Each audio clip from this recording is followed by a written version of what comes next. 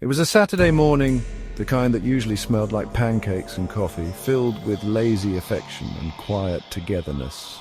But not today. Sighs.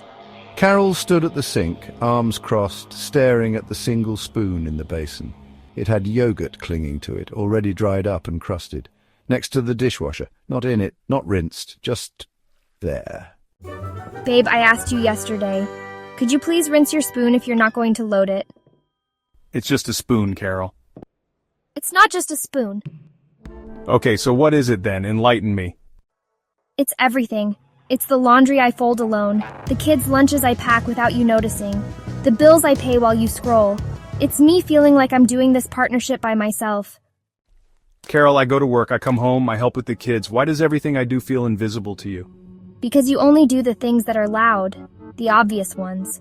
But the quiet work, the emotional weight, that's left to me.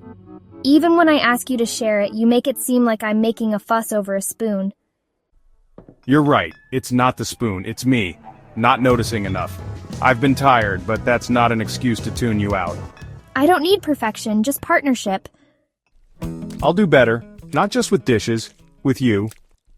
They stood there, hand in hand, hearts exposed in the middle of the kitchen, next to an ordinary spoon that had almost broken something sacred, but instead became the thing that helped mend it. Look around your home. What is that little thing that brings up a fight between two lovebirds? It was perfect in the beginning, but after 2 months of being together, it suddenly seems like each one of you is tired. Ephesians 5:25 says, "Husbands, love your wives, just as Christ loved the church and gave himself up for her." This verse emphasizes the husband's responsibility to love his wife deeply, as Christ loved the church, with a commitment that involves sacrifice and devotion. Colossians 3:13 calls Christians to bear with one another and forgive one another if there are any grievances. This includes forgiving those who have wronged you, just as the Lord has forgiven you.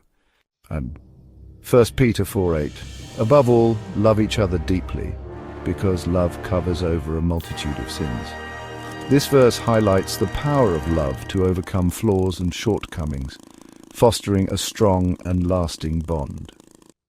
Love each other, even with those faults, for no one is perfect in this world. Love surpasses all. Always seek to see the good side of the other person rather than the flaws they have.